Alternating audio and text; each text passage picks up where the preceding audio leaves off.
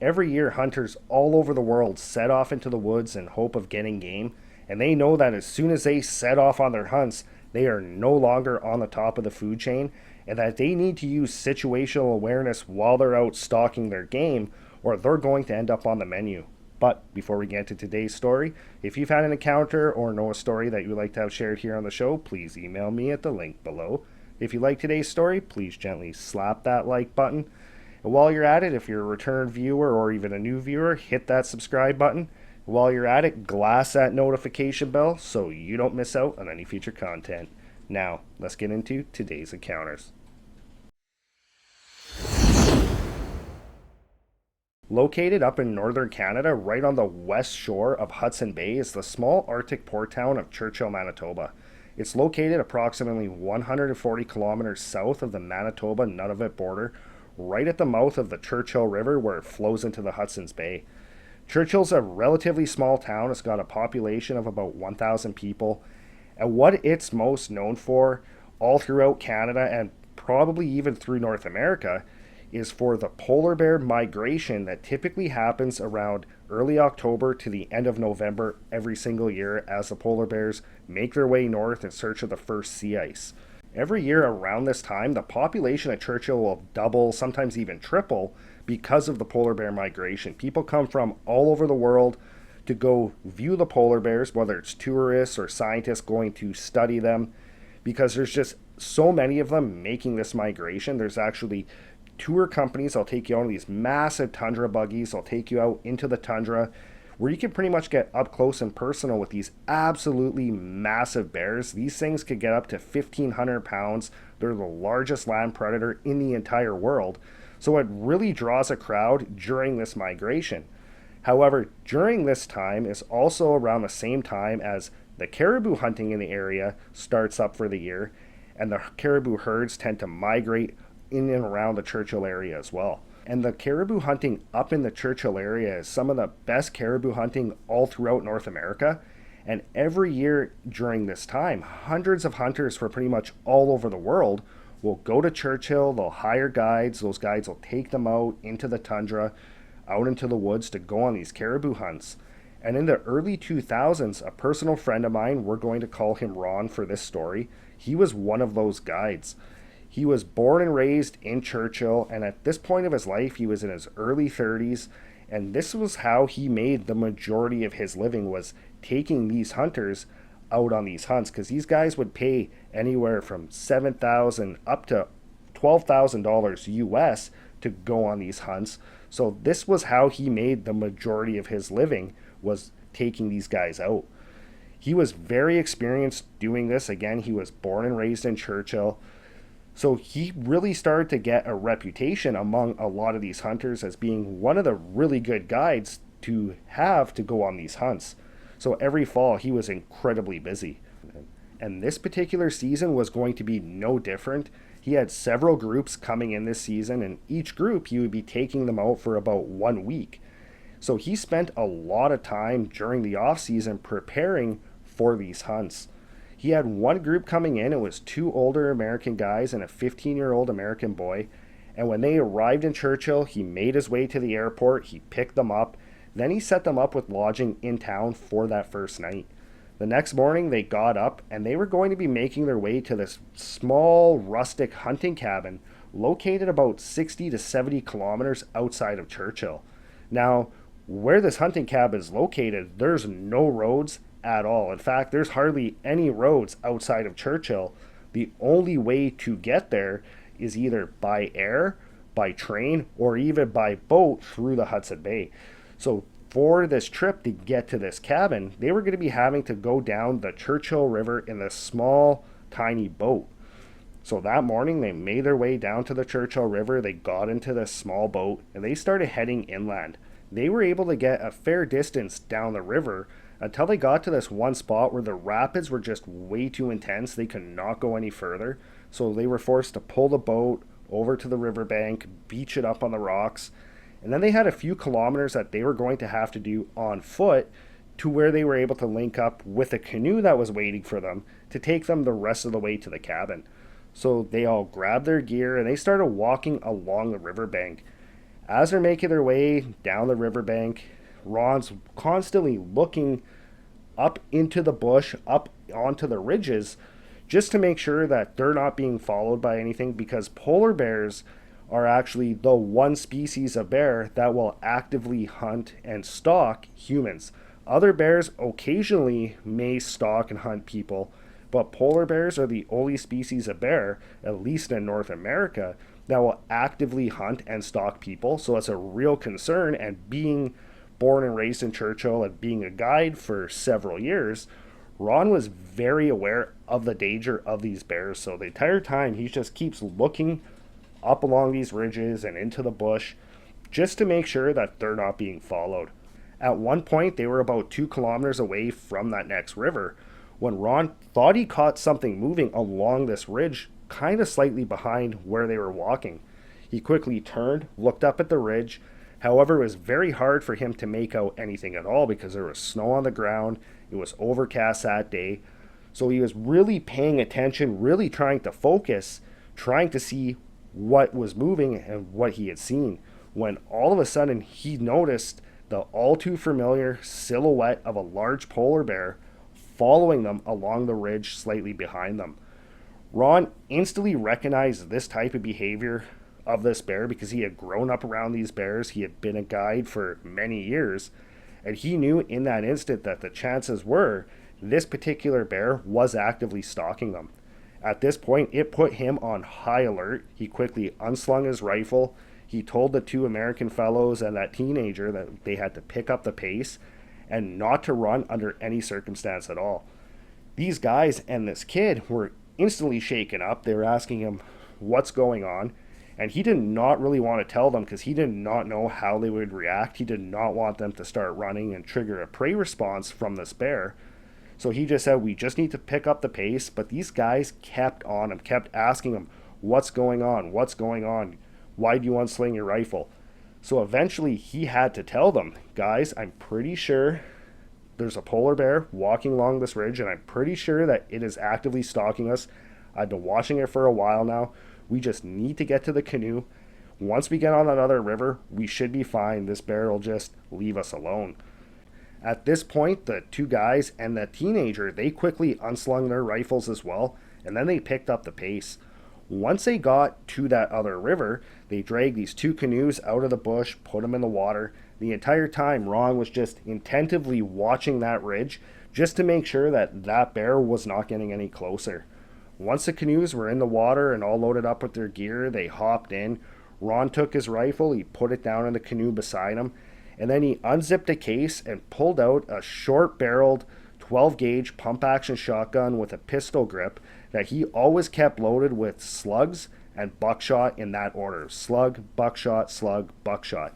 The reason for that being this gun was a lot shorter than his rifle. He was able to, if he needed to, in the canoe, quickly swing his arm around, fire off a shot if something was coming towards him.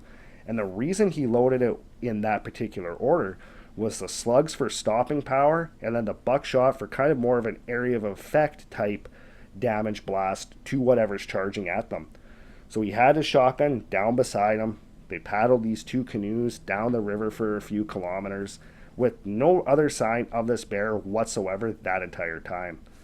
Once they got to this one spot of the river, all of a sudden up off to the side, they could see the silhouette of this hunting cabin starting to come into sight. Once they got right by the cabin, they pulled the canoes to the side of the river, pulled them up onto the beach. They unloaded all their stuff, brought it into the hunting cabin.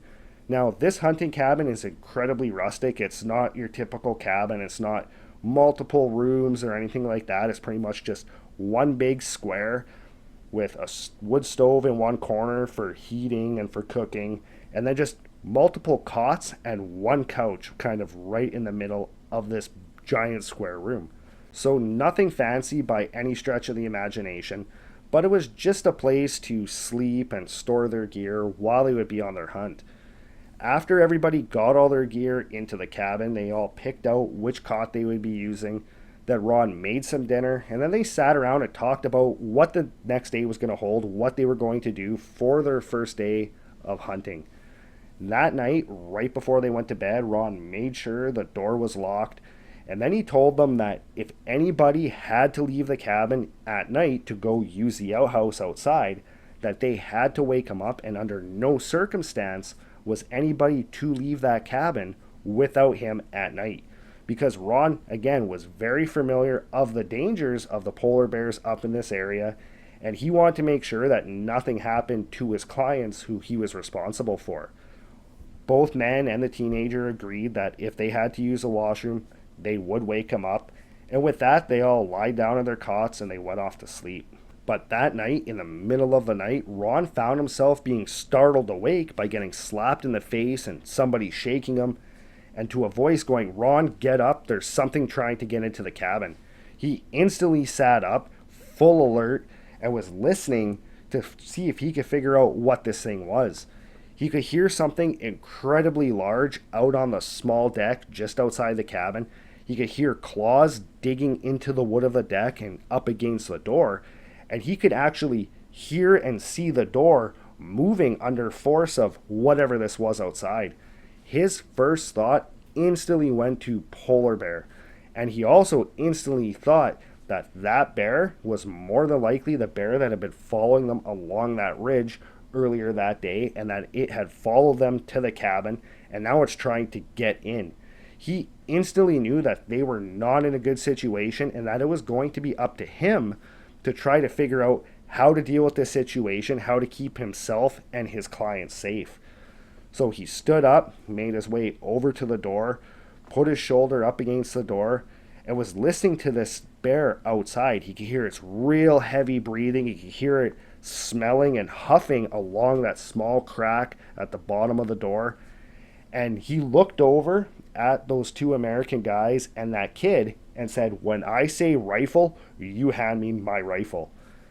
As soon as he said that, he turned around and he kicked the door, not trying to kick the door open, just so that it would have a loud bang to try to scare this bear, try to get it away from the door so that he could figure out what to do next. When he kicked the door, he heard that bear outside move further away from the cabin. He heard it make its way down that small deck. And at this point, he slowly opened up the door. And at this point, his plan was to open the door, fire a warning shot, spook this bear off. But as he opened up the door, he had a shotgun ready. That bear quickly turned and just booked it directly towards Ron. It had its head down, mouth open. This was a full-on predatory charge, and Ron had no time to react. He didn't have time to say rifle. He had one option and one option only, because this bear closed that gap like that. This thing was pretty much right on top of Ron. He was looking at this bear right in the eyes, just feet away, when he fired his shotgun right at the face of this bear. This bear instantly turned around and ran off about 20 yards into this big thicket, which was incredibly fortunate for Ron, because typically when a bear is charging like this, if you shoot them, if you do not drop them in one shot, you will turn a predatory charge into pretty much a full-on rage attack, and that bear will not stop attacking you pretty much until it is dead or you're completely gone. So Ron was very fortunate that when he shot at this bear, it turned and took off. At this point, he yelled rifle, turned around, and it was the 15-year-old boy was the one handing him the rifle, while these two other grown men were actually ducked down, almost hiding behind that couch. Ron grabbed the rifle, lifted it up, started looking out into the darkness towards that thicket for any sign of this bear. He could hear this thing moaning and growling in that thicket, but he could not see it at all. At this point, one of those two guys came up and said, "Well, should we go out there and finish it off?" Ron just very calmly took his rifle, handed it over to this gentleman and said, "You go out there. I'm not going out there till morning, and I'm going to have to call this in."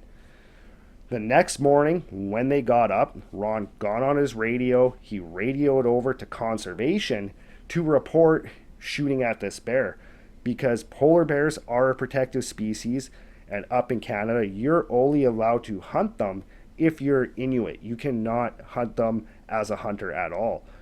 So when you shoot one in self-defense, you have to report it. So he called into conservation. A couple of hours later, a conservation officer showed up in a helicopter, landed the helicopter right on the shore of that small river, and then came up to the cabin and started talking to them. Ron told him exactly what had happened, and this CO who actually knew Ron said, "Ron, when you say it was close, I know it was close." Ron said, "Yeah, I know you say that, but there's no real way to prove this." And the CO just put his hand on Ron's shoulder and said, "Ron, the muzzle flash from your shotgun singed the bear's face and the hair on its back." At this point, Ron realized just how close this bear was to him when he had shot, because everything had happened so fast up to that point when he shot that he didn't even realize that this bear was actually that close, and that he was just mere feet away from being attacked by this 1,500-pound polar bear. Conservation ended up taking his statement. They ended up transporting the bear out of the area via helicopter. Ron was not charged with anything. It was determined to be a strictly self-defense shoot. Him and his clients finished off the rest of the week of hunting with no more issues with bears. But that night still lives with Ron, because he knows that things could have played out a lot differently. And he's just very thankful that things did play out the way that they did. Well, that's it for today's encounter. What would you do in Ron's situation? You're face to face with the world's largest land predator charging directly at you. Would you take that shot? Would you freeze up, or would you run and hide like those other two guys did? Let me know in the comments below. If you haven't done so already, please hit that subscribe button, and I'll see you next time.